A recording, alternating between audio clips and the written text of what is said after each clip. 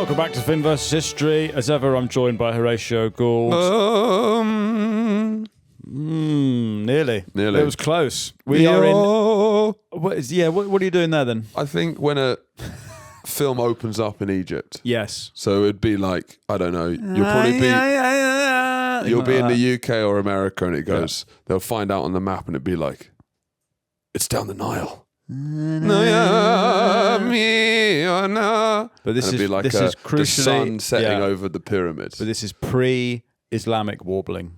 Yes, but crucially, it doesn't matter in Hollywood. It doesn't matter too much. I think. No, but I'm just saying for the sake of our heads being attached to our necks. Yes, sure. What you just did was not an Islamic warbling. Oh yes, of course. Exactly. No, this is pre-Arab. We're in ancient Egypt. Pre-Muhammad, or is there nothing pre-Muhammad? I don't know. Hey, so is there any? I was saying it's pre-Muhammad. I don't know if that's easy. Is anything pre-Muhammad, or is it all meant to be post-Muhammad? Well, are we in these the? days? Are we on the year? Are we in the year 1400? Yeah. Who knows? It's not for us to say. It's not for us to say. Oh, but now we've said that it's not pre-Islamic warbling. It is quite fun to just do an Islamic warble in your own head, and you go, "Well, I'm actually doing it." But we're in ancient Egypt. We're talking about Cleopatra today. Probably the most famous woman maybe ever. Yes, probably. The femme fatale. Yeah, she's sort of goated and based compared to Joan of Arc, in my opinion. Oh, Joan of Arc's complete dirge. We did an episode on her and it was bollocks.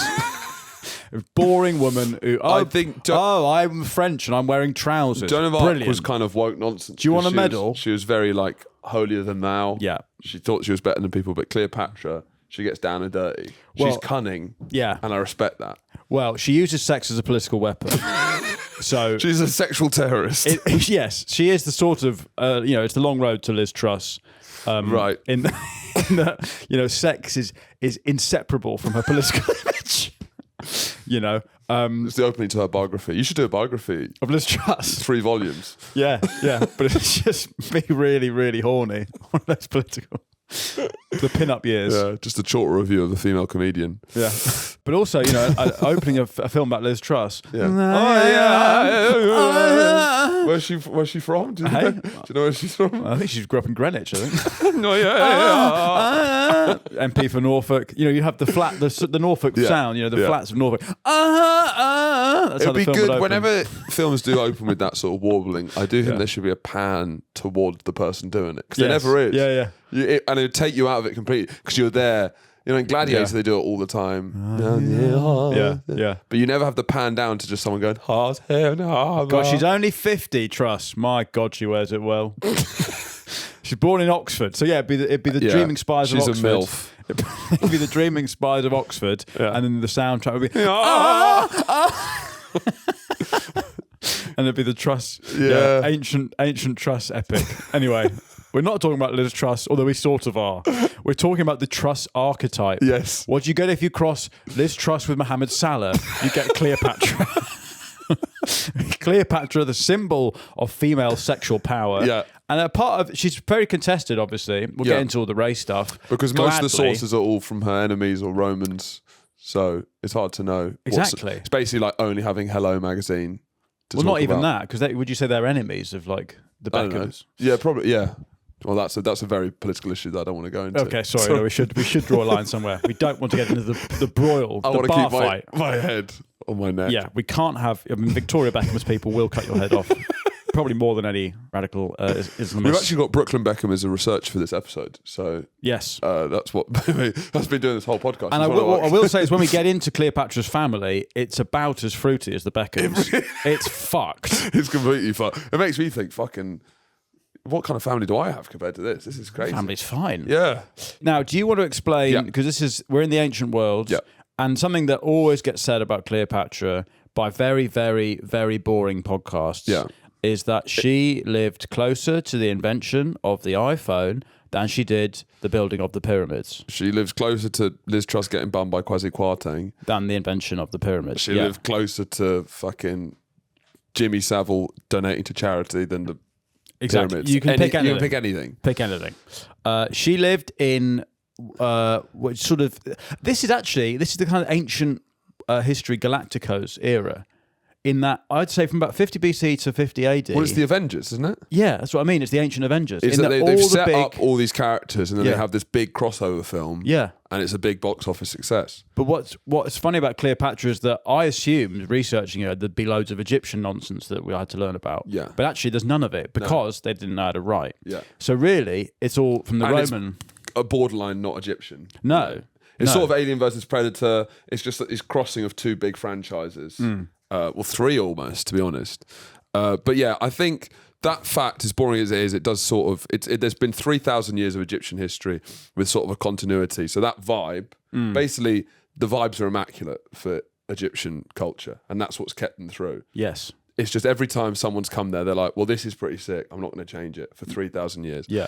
And it basically goes all the way from around the pyramids till Cleopatra, which is about 2,500 years. Cleopatra is basically the end of this. We also have Julius Caesar at the same time. We also have Augustus, Mark Antony, Jesus. It's Jesus is Herod. Jesus is coming. So this is very much Jews Jesus is the busting. Jews have been expelled. Yes, I think so. I mean that doesn't place it at all. It does place it. Okay, it does actually. Why? Because the Jews started being expelled in this time. Okay. Before this, in the Great Pyramids time, I think Jews were being left to Jew. Right. Or do Jews to start? Jew in peace? Do Jews start here? I don't know. No, Jews have been going as long as the Egyptians, pretty much. Jews are the first man was a Jew in their basically. Minds. Abraham is considered the first Jew, which Don't does sound slag him off. It's funny. It does sound like a slur, doesn't it? 2100 BC. So the Jews and the Egyptians fucking are hell. Yeah, it's old as fuck. Right.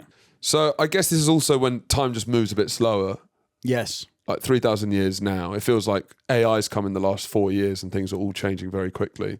But then it was like 200 years and maybe you invented a new belt in that time. Yes. So it doesn't mean as much. No. But I did go to Egypt about 4 months ago, did a Nile cruise down through all this stuff. And you can literally go to places where you see like cave paintings from 6,000 BC and see them slowly working it out to becoming Egyptian hieroglyphs. And throughout, you can see your dad trying to make up for leaving the family. Yeah, it's going there. You can see. But it's slowly coming into focus. The whole time your dad's going, and look, we're in Egypt. We're in Egypt. Forget about what I used to do. And yeah, this is my new Thai bride, but we're in Egypt as a new family.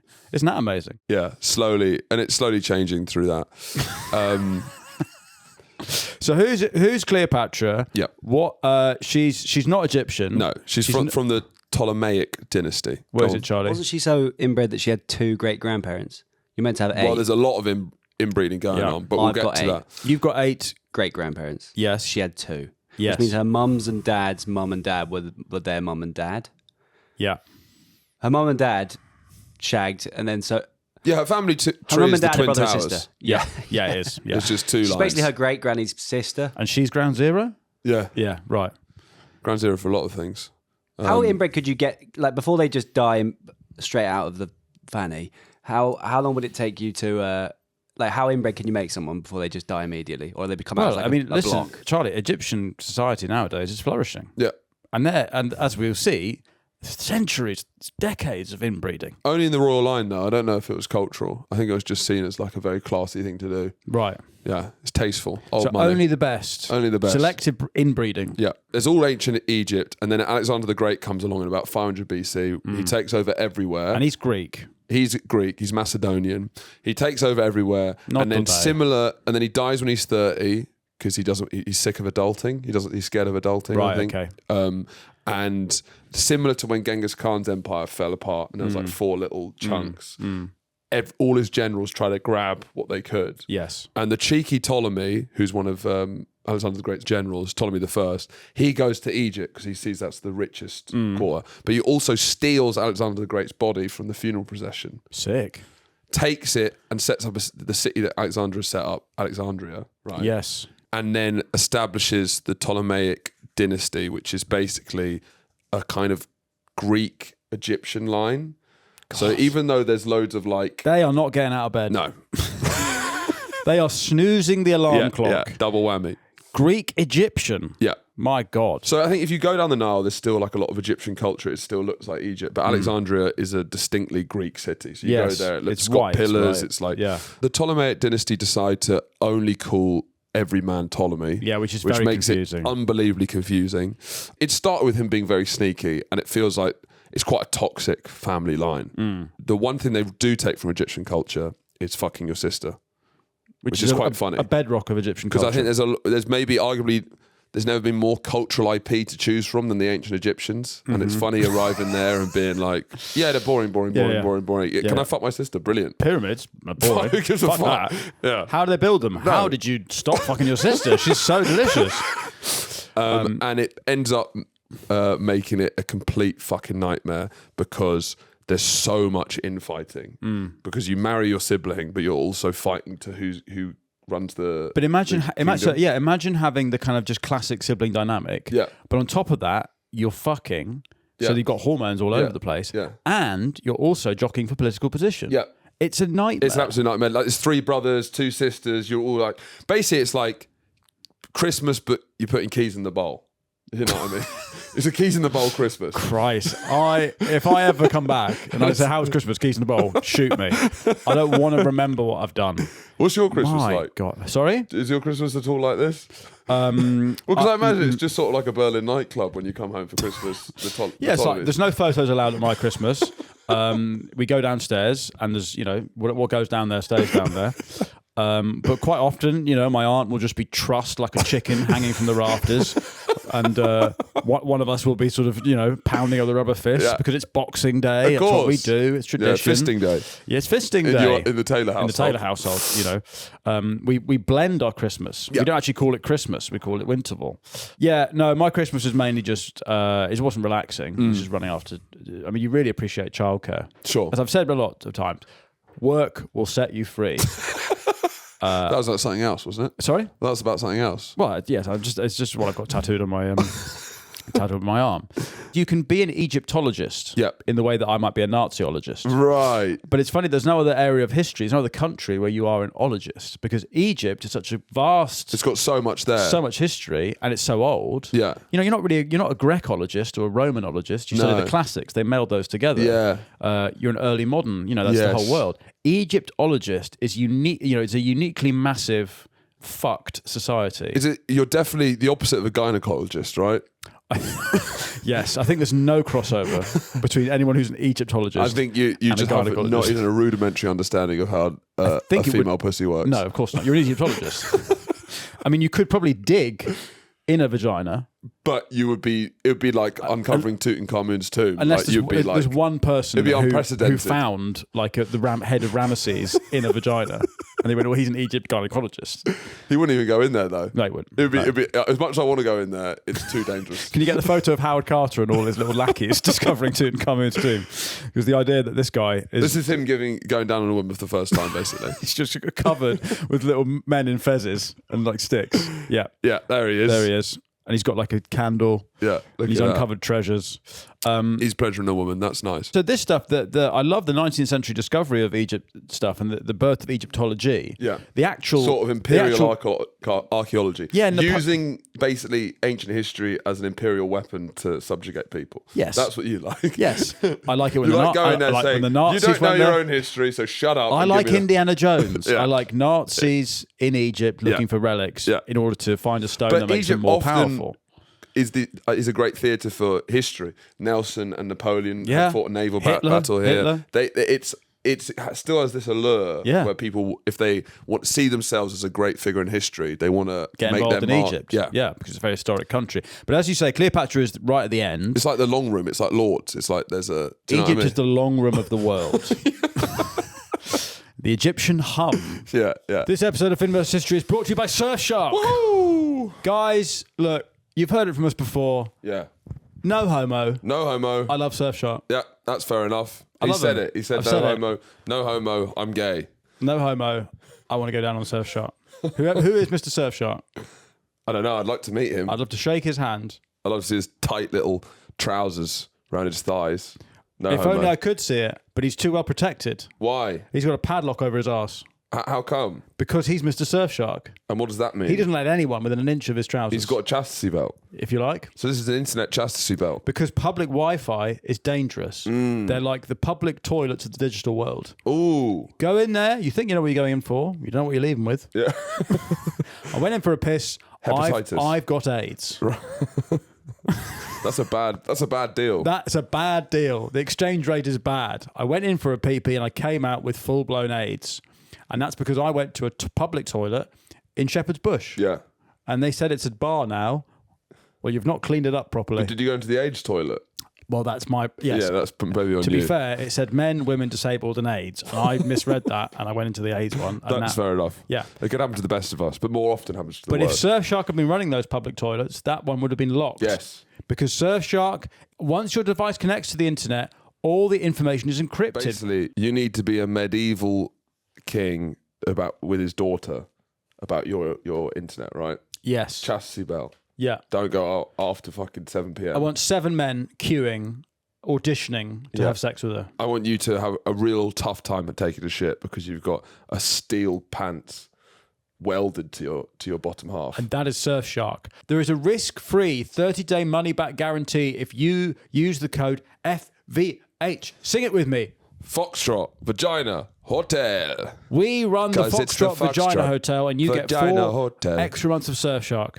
Don't let these online threats catch you off guard. So yeah, she's the end of the Ptolemaic dynasty. So what? How many? So it's literally every single one is called Ptolemy. So it's Ptolemy the First, Ptolemy the Second. Now we're all the way up till what's Cleopatra's father? Ptolemy the 8th or something, or 12th? Ptolemy the Eighth, nicknamed Fatty, married his sister, who had been previously married to their brother. This is nothing weird here. So married far. sister is my brother's ex. But it's your sister. It's my sister First. It So was your which- sister first. Well, which is stronger? Yeah. But I mean, what was first? But maybe they cancel each other out. Yeah, so she's... What? Hey man, you're she's an fucking my ex. acquaintance. I'm your sister. Oh, this is a good idea.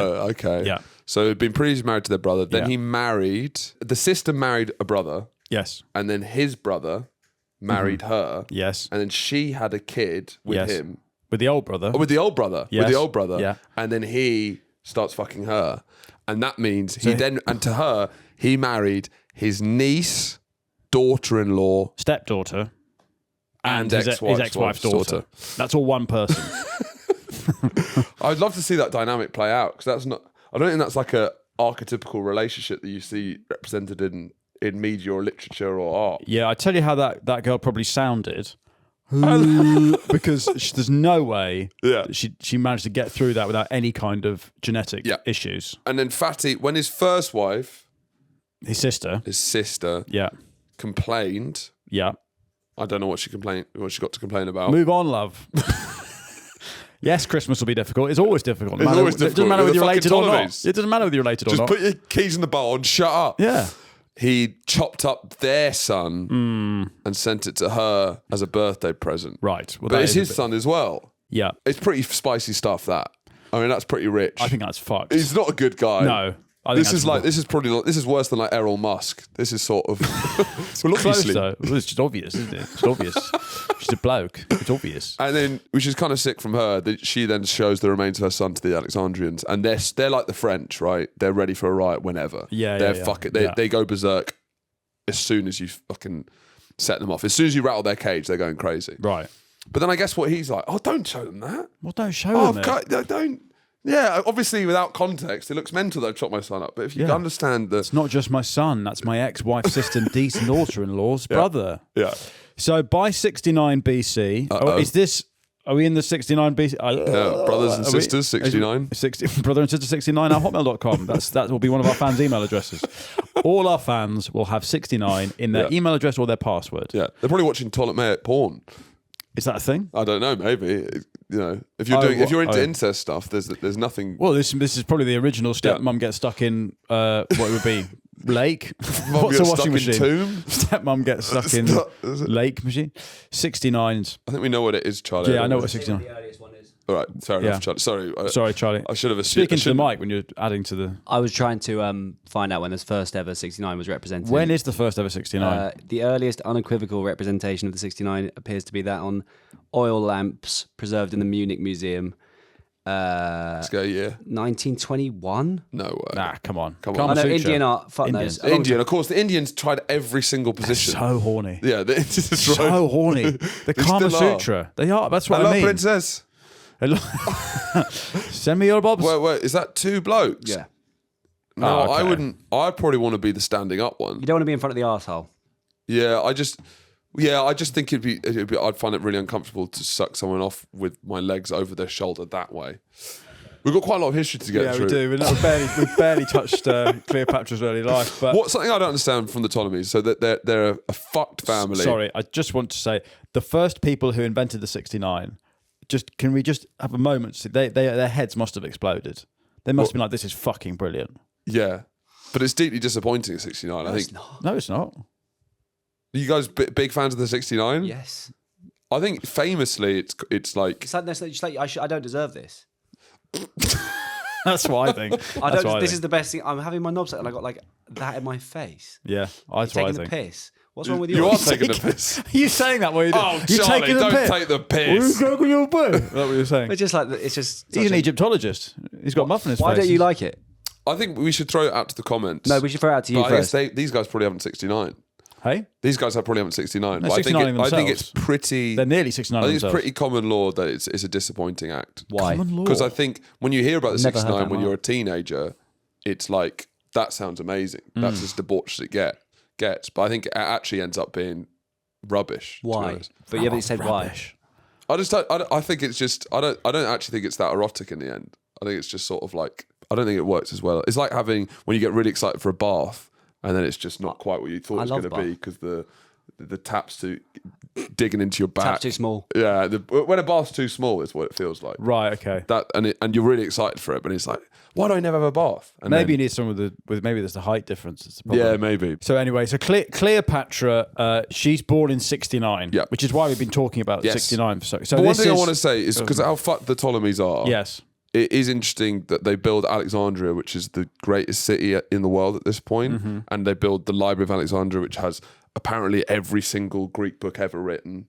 And it goes missing. Oh no! Yeah. We lost hundreds of years of civilization when it burned down. Yeah, all right. What you think it's a load of bollocks in there? Yeah. Oh no, there's loads of books in there. We did loads. I promise. Not today. Yeah. All right, mate. Yeah, sure. I just don't understand how these guys fucking their brothers and sisters, killing their sons. They seem like absolute scumbags. How are they presiding over this kind of golden age? But also, this is probably how the pyramids were built, isn't it? It's just a lot of guys who couldn't think, but they were strong. Right. Yeah, probably. Cleopatra is born in 69 in Alexandria, and she is a princess in the Ptolemaic house. Her father is Ptolemy the 12th, and by this point, the dynasty is kind of crumbling a bit. This is just the end of the Roman Republic. Yeah. Rome is the major power in the Mediterranean. Caesar's knocking about. Now, basically, the Roman form of having a Senate decide everything, that's crumbling because Rome's getting too big. the kings are only really surviving in Egypt because they're paying Roman politicians bribes. This means that they're then taxing the population a lot. They're getting and then vassalized, basically. borrowing from Roman bankers to keep up with their own Yeah. debts to Rome. So Yeah. they're in kind of Rome's grip. Yeah. But they're such a Because Rome's rich, the emergent power of the they're age. such a rich country that Rome's kind of just letting them kind of carry on, I think. Yeah. So her father is Ptolemy the 12th. She's got loads of brothers and sisters who she marries all of them. When she's around 10 or 11, and should we talk about her beauty? Because that's kind of the thing. Sorry, I know that sounded very paedophilic, what I just did there. Sorry. She's 10 or 11. Well, let's just talk about how fit she was. Go no, on. but what I mean is before she gets too old. Yeah, look, I've dug myself a big hole there, okay? I apologise. My point was before we get into the narrative of Cleopatra, let's talk about what she's known for, which is being supposedly incredibly beautiful. Yeah, she's a very famous historical symbol, right? Elizabeth Taylor in the film. Well, she's been painted as such because she's the kind of Truss of the ancient world. Because no one's chucked her fanny about with more effect, basically, Exactly, and that's probably why people assume that she was an absolute dime piece. But we think this might be Roman propaganda and then sort of Victorian propaganda, because when you look at her actual appearance on coins, she looks fucking clapped. She's got a big nose. Big nose, sharp chin, Yeah. bald. She wore a bald. I don't think she was bald. She was bald and wore a wig. Yeah. I think that's what they did. Right. Yeah, there's a photo of Cleopatra up. She looks nice. And that's not her, is it? That's an AI representation of a fit woman dressed as Cleopatra. Yeah, it says she's got like big hooked nose. Oh, look at there. She wasn't hideous. She was just mid, basically. Right. But I do have a lot of respect for women in general who... All right, mate. We get it. Yeah, look at this guy. I've got a lot of respect for women in general. This is what feminist looks like. Christ. Benedict Cumberbatch. When will you get off your soapbox? I hate 69ing. I hate 69ing. Is that a feminist? It degrades them. It degrades them, yeah. Yeah, because I just want to be of service, and I hate the idea that I'm getting I pleasures. only want to go down on them. Yeah, because I'm a gynecologist. I wear the t-shirt. And Wear the t-shirt while I go down on them. no, I have a bib that says this is what feminist looks like. So, a man called Blaise Pascal said, quote, had Cleopatra's nose been shorter, the whole face of the world would have changed. What's that supposed to mean? It's supposed to be that she is such a symbol of beauty and as Truss, using sex as power. You know, the whole. But is he saying because people wanted to fuck her because she had a fucking massive honker? Maybe. But what? Normally your nose is too big. Why would her nose be? Why if her nose was shorter would she not get any dick? Because beauty standards love to enjoy the big nose at this point. I guess because you could sit on it. Yeah, exactly. You want to fuck me. I can't wait to sit on that. Can't wait to sit on that. As a bloke. Yeah, I don't think it works that way. I don't think that is a difference. I want that nose up my arse now. That is a difference between male and female sexuality. Is that women don't want men to sit on their face. No, they don't. I don't think it's particularly erotic. Having a big, heavy, fat bloke sit on your face. There's no worse part than a hairy gooch, is there? Where the fanny would be is the I also worst think part of if you're a man sitting on a woman's face, I think when you're up there and you're now alone because she's immersed. I think there's never more a lonely place. Well, she's got your balls in her eyes, and you're just sitting there like, this is lonely. This isn't nice. Is she enjoying this? I'm not. Am I trying to kill her? I don't really know. It feels I'm quite uncomfortable. I've got a nose in my gooch. So anyway, Cleopatra's meant to be stunningly beautiful. Yeah. But at this point, again, she's 10, and maybe I've skipped. But I respect women who identify as hot. Do you know what I mean? Mm-hmm. And this is a thing throughout history, and I respect the sort of meritocracy of it. You know, to pull yourselves up by your fucking nose job or whatever. Yeah. Women who just like, and you see this a lot. Imagine it's going. There's just people who have decided, no, I am going to be hot, and they've just kind of made it work. Where if they hadn't, they could have easily been mid, but they've just like.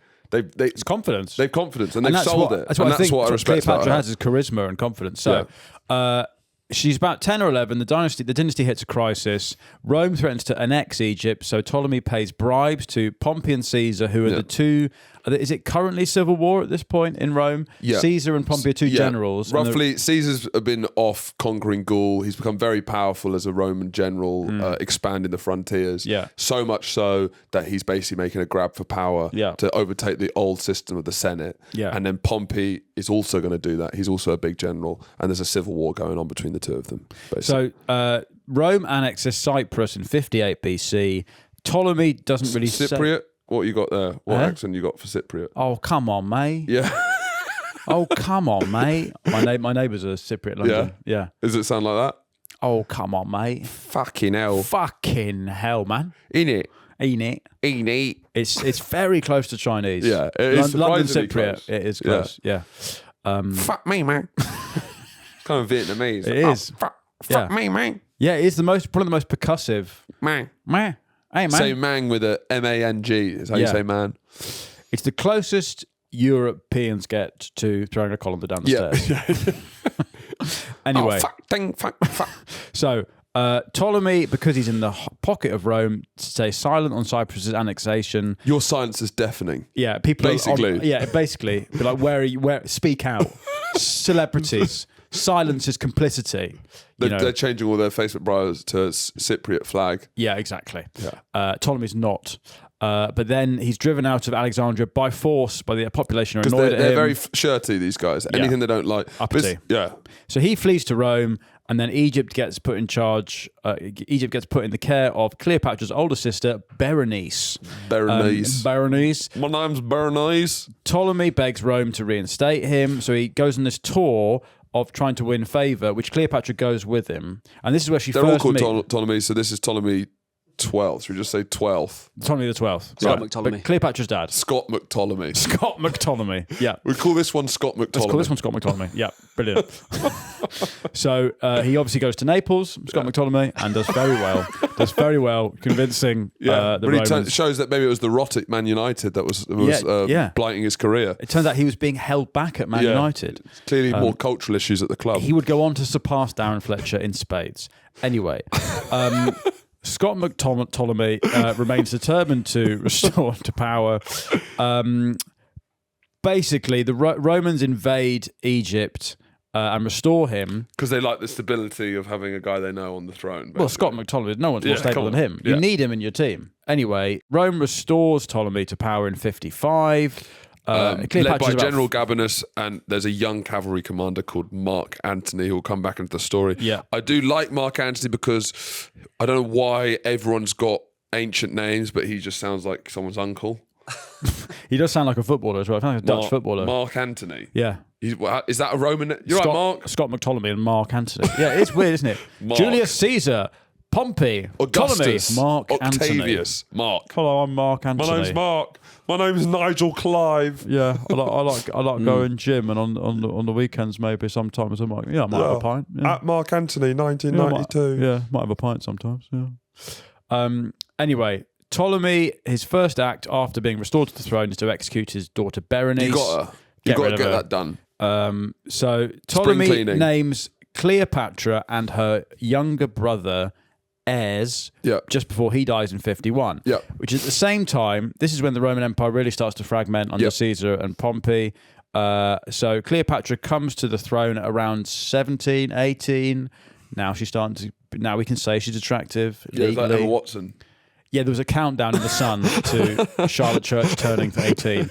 And the sun was also counted down to when Cleopatra would be 18. So the time she comes to the throne, there's famine, there's lawlessness. She owes 17.5 million drachmas. She's to sharing the the throne, though, right?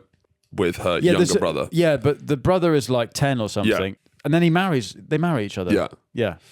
You got her. So imagine... But I asked ChatGPT if they fucked, and apparently probably not. But the thing is that because the Greeks view what the Egyptians are doing with fucking each other as... They view that as very tasteless. Yes. But... It's pharaonic behaviour. Yeah.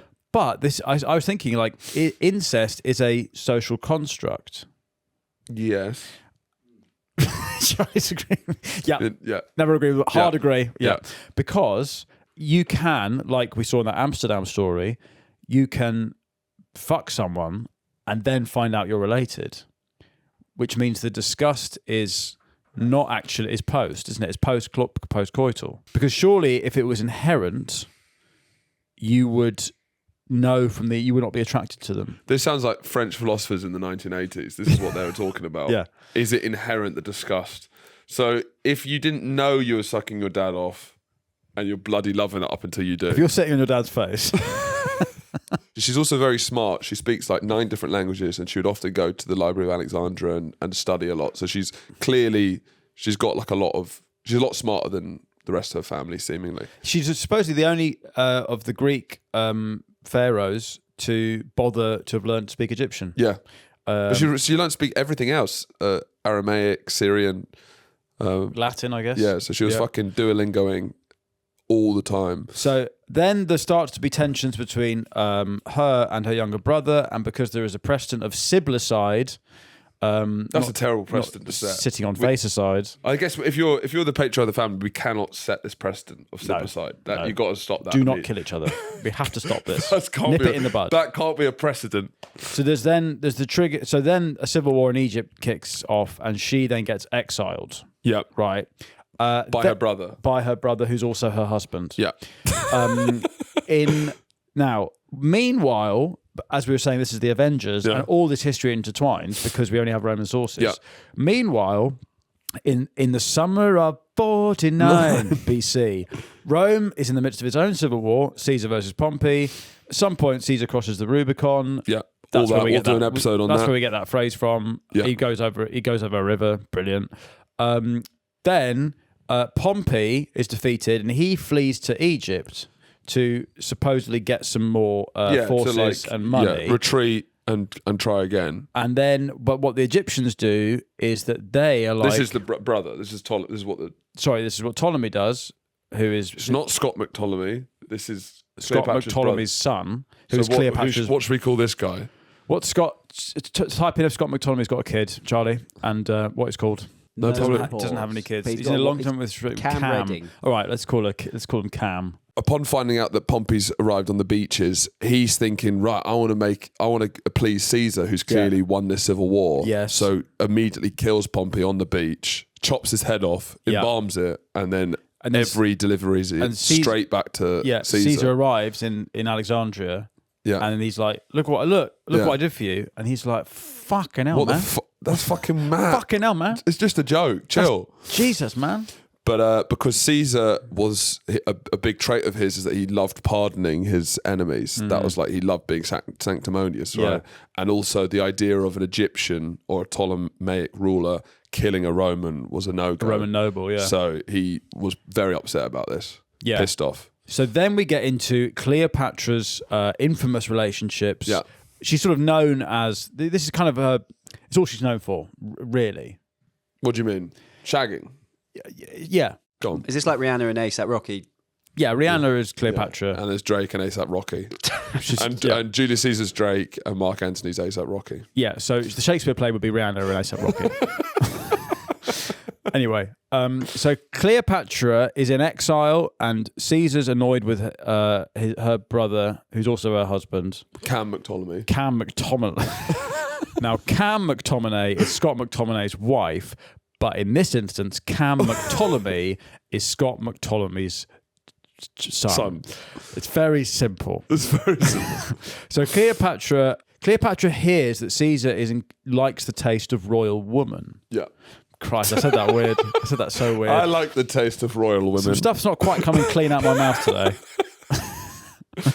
It is a bit of a minefield, to be honest. It is a minefield. You can't compliment anyone on anything they did romantically in this period of history. Yeah. Otherwise, you sound like an incestual paedophile. Yeah.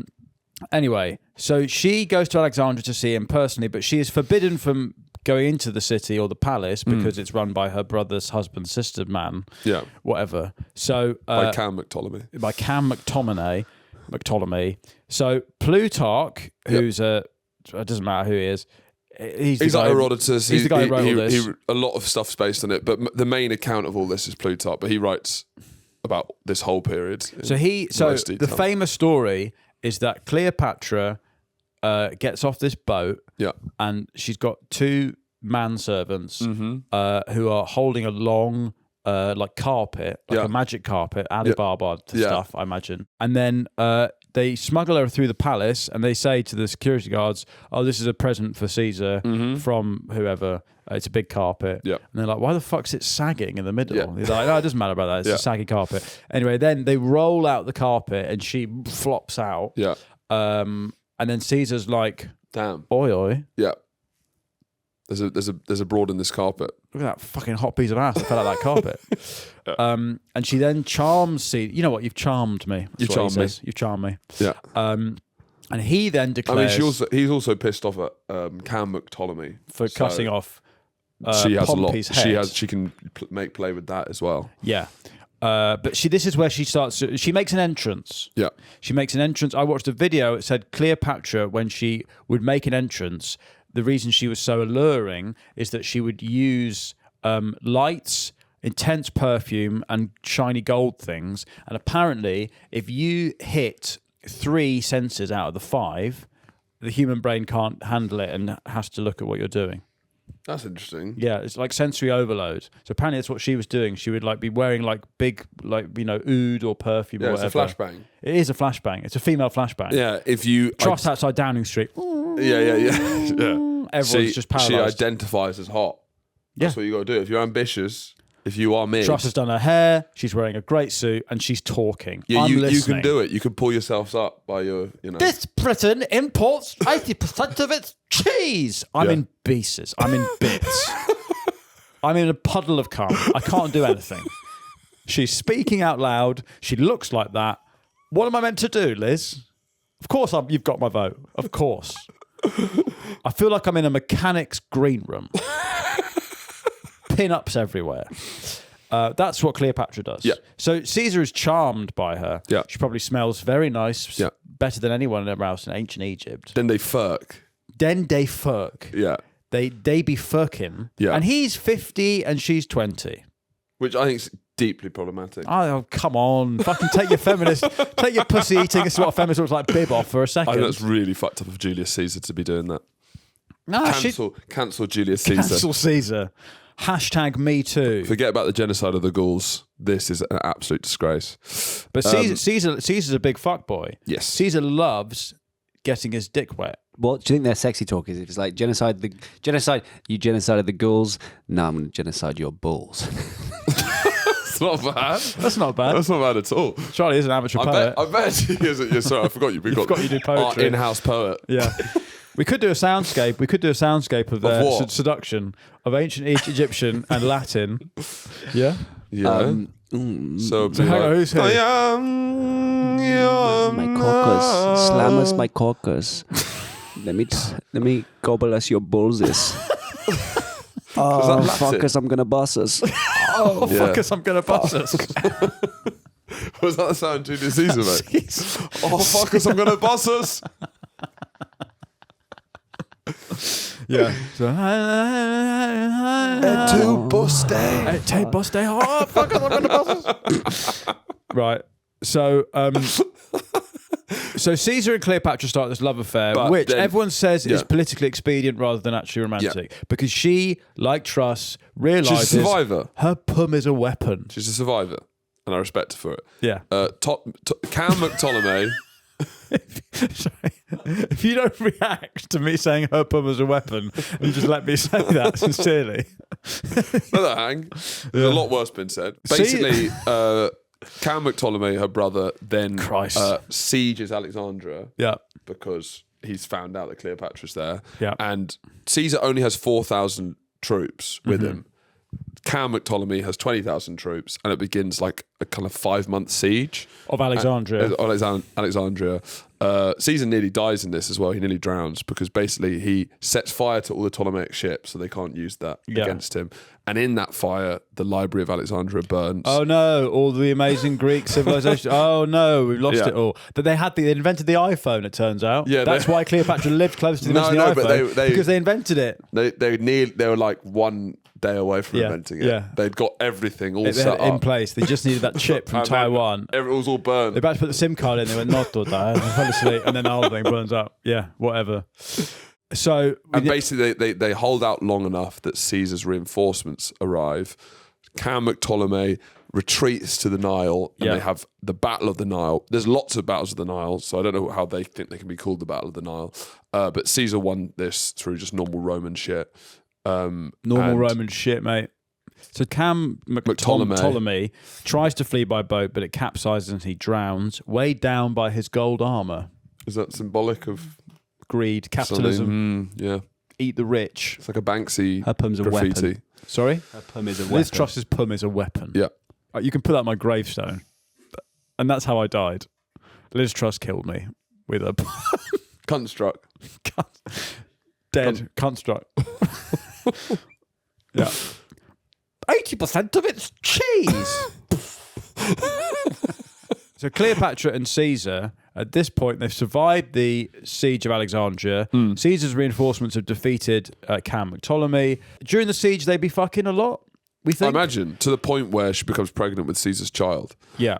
And she calls the son Caesarion, which I don't know. Ptolemy Caesarion. Yeah. But that's not... They didn't invent this. He didn't invent the Caesarion. No, but Caesar did. Did he? That's why it's called a Caesarion. He was born by a Caesarion, which is why we get the word Caesarion. Really? Yes. It's called so because of the popular... The lightly false belief that Julius Caesar was born this way, linking the name to the Latin root, meaning to cut. And we've already established in the previous episode that you can't be born out of the bum, can you? That's impossible. Yes. It's impossible. It is impossible. Not even if we created like a canal. If you diverted the baby through the arse... It would be called a Charlarian. Mission. Right. It'd be a Charlarian. A Charlarian, because you were the first child to be born out of the bum. Yeah. I would have been happy to be that title. I would be happy to be the only person. The thing is, though, right, is that if a woman's giving birth vaginally, there's a whole scale of vaginal tearing. Not to make our listeners too feminist. Horny. Just to put my pussy eating. This is what a feminist eats pussy like bib on for a second. When women are giving birth, there's different degrees of vaginal tearing. And I think a 3rd degree tear is all the way across to the arse. So basically, in that instance, you are giving birth through the bum because you've knocked a wall through and it's just. But arguably, the bum doesn't really mean as much as it used to. It's DIY SOS down there. Nick Knowles is down there going, bloody hell, I love what you've done with the place. Yeah, but My God. But also, you are. Titchmarsh is around the back going, hang on, the guard's at the kitchen now. What am I meant to do? Are you born out the bum if she's entirely a bum? Because she's just become a bum. She is a bum. The bum doesn't really mean much anymore. So I'm very sorry to say, you have a healthy baby, but your wife is now a bum. So why don't more women get cesarean to protect their pum? That is, you can get an elective cesarean, which is where you book it in. But is it just hard to book and you have to do it with the council and yeah, like it only holds 15 minutes online and then you're like, oh, fuck. It's like Glastonbury tickets, you know. Well, I guess cesarean's a bit more. You'll get. It's basically drawing a scar on my gooch or my tum. Yeah, I mean, but also there's a Tum tum or bum bum. Tum tum or bum bum. I'd choose tum. Yeah, the sunroof. Yeah, exactly. Yeah, but there's a lot of medical reasons why you go out the sunroof. Yeah, safe. In some ways it's safer, It's although safer it's serious surgery. I mean, my wife couldn't drive for the next 6 weeks. Can she ever? But so when I heard that, I was like, well, let's just do a cesarean because we're not losing anything. Will it help her parking if she does vaginal birth? Anyway, Caesar was supposedly the first one, which is why it's called a cesarean. But anyway, just to add confusion on confusion, Cleopatra's son that she has with Caesar is called Ptolemy Caesarion, not Caesarian. Right. Anyway, he's born sometime in 47 through her cunt. Now, Caesar remains public... THC. Sorry? THC. Through a cunt. THC. Born THC. Was it born cesarean? No, it was THC. It was Right, THC. Cunt. Brilliant. Right, fine. Cunt's fucked. Good stuff. Like Christ, watching... it's been absolute filth, this episode. Like watching your favourite pub burn down. One of my favourite jokes. Is that Bob Mills joke? Yeah, who's that? Someone said, my wife gave birth, and he said, never look at the other end because it's like watching your favourite pub burn down. I think that's Bob Mills. What if anyone's got excited that we're finally doing another female history? And it's just fucking absolute filth. So Cleopatra's brother husband's favourite pub is now burnt down because she's given birth to cesarean. Now, Cleopatra goes and visits Rome with the kid in late 46 BC. Caesar awards them legal status of like an official ally. So she's an ally, so she's wearing a badge, she's tweeting a lot, whatever. Now, don't they parade, isn't there triumphs? There's a big thing about Roman triumphs where they defeat a people abroad and they bring some people back and kind of parade them through the street and then kill them. Okay. And I think they do this to her younger sister, Arsinoe the Fourth. Arsinoe. That's how Charlie was born, Arsinoe. Arsinoe. THC or Arsinoe. So she's forcefully paraded, but then the crowd are sympathetic to her. I think they think that's a bit much. Yeah. It was custom to strangle the prisoners in triumphs after the festivities had concluded, but Caesar doesn't do this. So anyway, Cleopatra's not at the parade, probably because she's pregs with the child. But anyway, so Cleopatra goes back to Rome. She's having a lovely time with Caesar. I guess this is where all the history about her is sort of written because maybe this is why people think she's fit. Yeah. Whatever. She's in the glow of motherhood. Blah, blah, blah. We get to 44 BC, the Ides of March. Yep. Caesar is assassinated. Which is part of a calendar that Julius Caesar invented, the Julian calendar, which is was what we invented still... with Cleopatra's court. Oh, really? So one of the members of Cleopatra's court helped him work out. So to place this is the first time anything's ever been placed in the way we'd understand it. In the way we understand it, yeah. Lovely stuff. But what did the calendar used to be before? Did he add 2 months? Is sunny or is dark. So July is after Julius Caesar. Yeah. And did he add those months in? So before that, it was 10 months rather than 12 because they added January and February. What would it mean to sort of add a load of more months to the year? I feel like it's working all right. Yeah, I really like the routine. Not to sound all fucking autistic, but I think I'd prang out. I think my Google Calendar, I'm actually getting to a bit of a rhythm with it now. Yeah, if there was another day in the week, as long as it wasn't a weekend, I'd like that. You'd like that? Work will set you free. The weekend is terrifying. I have to parent my children. That does make a lot of sense. Although actually this weekend I was... What's Finn like? He's a man terrified of the weekend. Yeah. He's a man trying to delay the weekend. I die for the weekend. You die for the week. I live for the week and then I will die at the weekend. This weekend... Monday's your favourite day. Monday, my favourite day. this weekend, my wife took the kids to her dad's because I'm writing a book, as you know, a thesis, a tome. Yeah. And I got a lot of work done, but then my daughter, my father-in-law has a massive telly, slash had a massive telly, because my daughter-in-law climbed up it and it smashed. And she was like, "Did you get a lot of work?" I was like, "Yeah, I did. I don't know if it was worth my father-in-law's telly, but..." So what? It just fell? Yeah. All the money from the book is now being just paid to reimburse my father-in-law for his telly. Anyway. Yeah, I can see now why you like the week. I live for the week. Monday, Mac. Yeah, because I guess I've always thought, like, you've really got your nose to the grindstone. And like, I can't really keep up. You're doing this, but you're doing, let you stay late. But yeah, it's just because you don't want to parent your children. I don't want to go home. I don't want to go home. Home is not a sanctuary; it's a prison. I'm on day release from my life when I'm here. I can't talk about Liz Truss having a weapon of a pum at home. No, God no. What if my 4-year-old repeats that and goes into school? Yeah. What's your dad do for work? He says publicly Liz Truss got a weapon for a pum. The state will come after you. Yeah. Anyway, so Cleopatra is in Rome. Oh, so Caesar's just been assassinated. Yeah. Because he said, the Republic's dead, I'm now a dictator. Yeah. He's the first dictator. That's where we get the word dictator from. In many ways, Caesar begins so much stuff that we know now. It's his turning point of history. Even though, because obviously Jesus is in the years the turning point. Here he goes again. But it was around this period. I'm a feminist. Let Jesus into your life. Christ, mate. Honestly. Christian feminist. Yeah. Like fucking sexy Charlie Kirk. Yeah. Got your I love Jesus bib on while you're eating pum. Is he ugly Charlie Kirk then? Hey? Is he the ugly Charlie Kirk then? Well, he is now, I guess.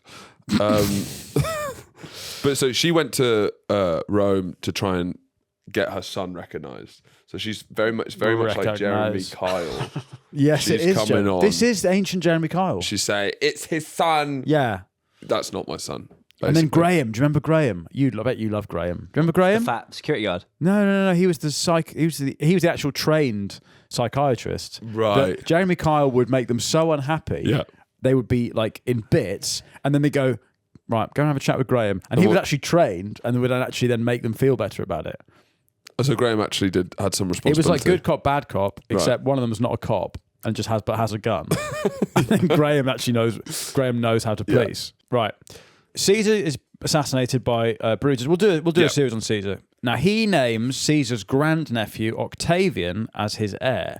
So Cleopatra flees Rome, goes back to Egypt with Caesarion. Octavian will turn into Augustus, the first Roman emperor of the line that then spawns Nero and Caligula, who we've done episodes on. The rest of history, they say, is like the greatest political mind of all time. He's Blair. the GOAT. He's Blair. Yeah. He's Blair to Cleopatra's Truss. Right.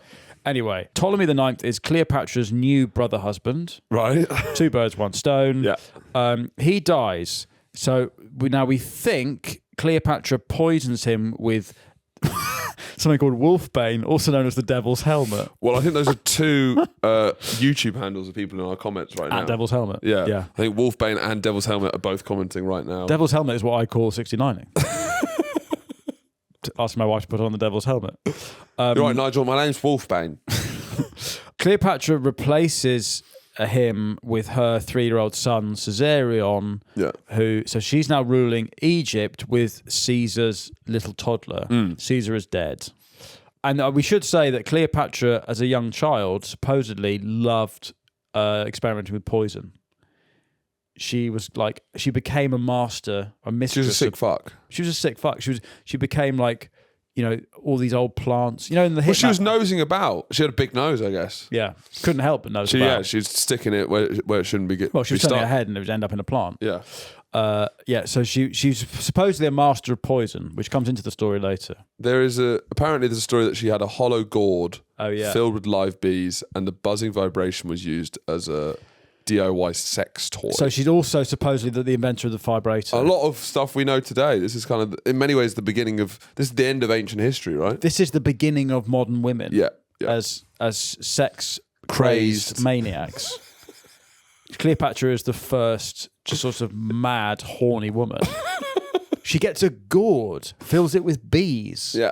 And shoves it up herself. And she's one of the most powerful women who's ever lived. And I think this is partly why now the Egyptians, they say that the West has over-sexualized her because they find it like romantic. Yeah, it's hot. And it is hot. And I guess we no longer live in a world where like Angela Merkel is like fucking Macron to strengthen the EU. I forget about Truss for a second, if you will, because I think you're a bit of a minority when it comes to Truss.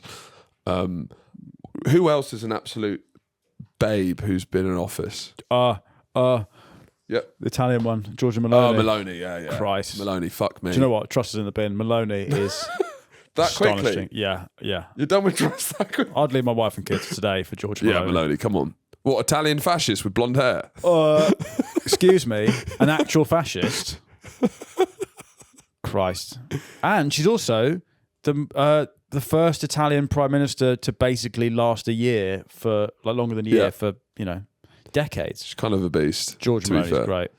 It's Anthony and Cleopatra in the next episode. Now, that episode's already on our Patreon, where for £3 a month, you can comment with the handle @Wolfbane, @Devil's Helmet.